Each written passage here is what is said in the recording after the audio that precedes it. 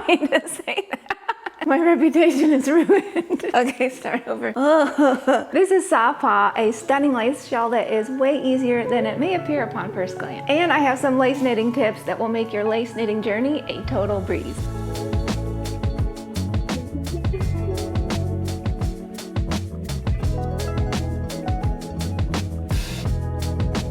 Have you ever had one of those breathtaking moments when inspiration takes hold and you absolutely must make this thing? Emma's Saw Paw shawl was inspired by a trip that she took to Vietnam. While there, she encountered crisp, fresh air, the sky wide and endless, the lush green hills, and a delicate mist rising over them like a curtain. From that inspired feeling, this shawl was born. Saw Paw features these gorgeous mountain-like lace stitches, which are created using just knits, pearls, and yarn overs. And these stitches, when combined, look like cascading hills flowing into the distance. We also added these optional beads, which are so gorgeous, and they resemble little dewdrops gracing fresh morning leaves. Saw Paw is rhythmic and it's repeating, and you're gonna have so many wonderful hours sinking into this project and making this beautiful design. To make this design, we used our beautiful hand-dyed alpaca silk lace yarn and our 3-skein kit called Lush Mountain Hues. Alpaca silk lace is divinely soft and so buttery, with a gorgeous drape and a shine, making it just perfect for projects like this. You can download this beautiful pattern and get the yarn over at ExpressionFiberArts.com. And of course, while you're there, be sure to sign up for email and for text updates for weekly free knit and crochet patterns. This pattern comes with both written instructions and a chart, so you want to just glance through quickly and see the key so that you know what the chart means. This is the chart with beads. You're going to start with row 1 here and work across.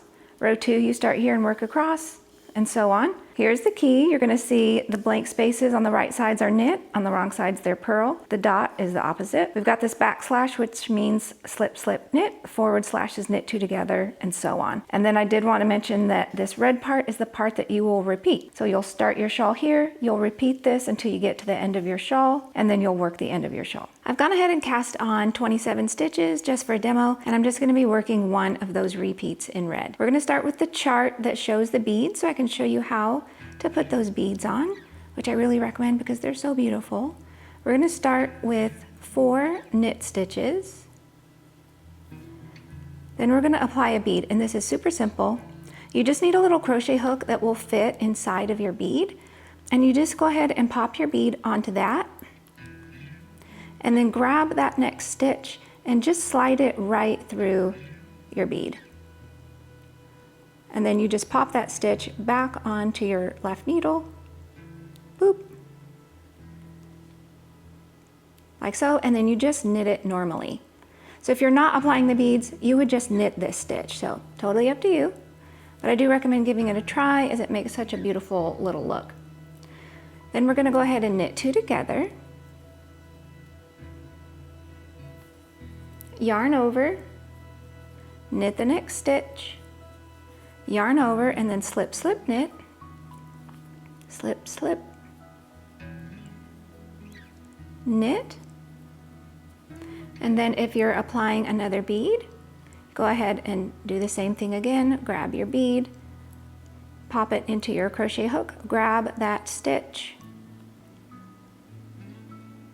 off of your left needle and slide it through your bead. Pop that back onto your left needle and go ahead and knit that. And again, if you're not applying your beads, you would just knit this stitch.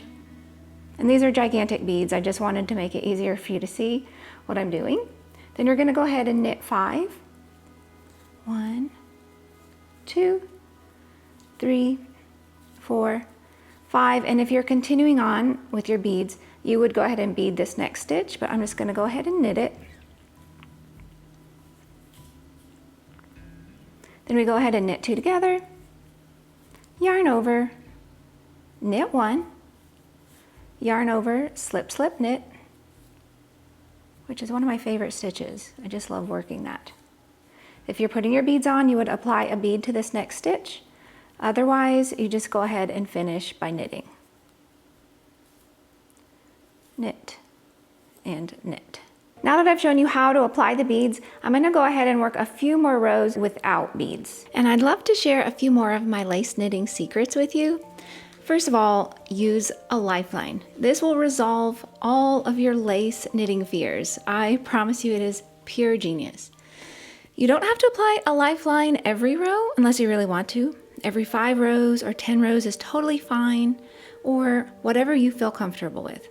So if you drop a stitch, you can drop back down to the lifeline, put those stitches back on your needle, and resume your knitting from that point. It's really so amazing. And I wanted to point out too, as you're getting started, if your lace is looking a little wonky or wackadoodle on the edges, have no fear, blocking will totally fix that. And you really must block lace for it to truly shine in all of its glory. And don't be afraid to block aggressively and really stretch out those stitches. You can also use blocking wires if you like for those long edges to ensure a really smooth, even look. Another thing that I wanted to talk about is using stitch markers between your pattern repeats.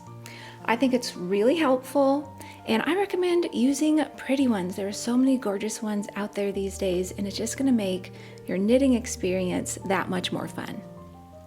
Another thing too is to remember to count your stitches every row or every other row to help ensure that you have worked that row correctly. Just gives you a little bit more peace of mind. Now, something else that I like to do when I'm working lace is to actually speak the stitches aloud, or you can say them in your head if you're in a public space, especially the yarn overs. So sometimes I find that I'm skipping those yarn overs, and you don't want to do that because that's what creates your beautiful lace. So just go ahead and say the stitches out loud, like knit, purl, yarn over, and that should help to ensure that you're getting all of those stitches worked. And I do recommend too, when you're working lace, to pause on occasion and look back over the past few rows and ensure that everything is lining up correctly and looking fabulous, and it's much easier to fix your mistakes if you catch them early. I also recommend reading the chart. They're visual, so it can be easier sometimes to understand what you're supposed to be knitting since you can see it rather than just reading the written part. And I like to use a little sticky note when reading the rows so you know exactly which row to work next should you leave and come back to your work. And remember that lace knitting is best done when you're not going to be distracted. So carve out some quiet you time when working this project. After all, you work hard. You deserve this special time. So you can see we're already starting to see our lace open up and take shape, and those beautiful little mountains are forming. And the rest of the shawl continues in a very similar manner. If you can work what I just showed, the rest of the shawl will be no problem. When you're all finished, you're gonna be so proud of yourself that you made this gorgeous piece, and you are gonna have a stunning shawl that you can treasure for years to come. I hope you have a wonderful week, my beautiful friend. Hop back next week for another gorgeous design, and I will see you then. Bye! Also, I have some lace titting nips. I did not mean to say that.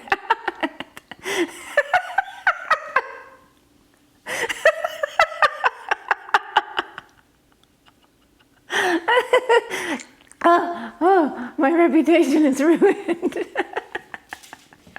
Oh, that's funny.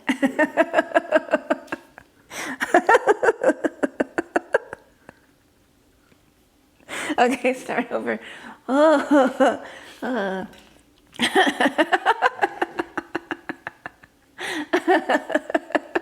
Okay, I'm crying. I have some lace knitting.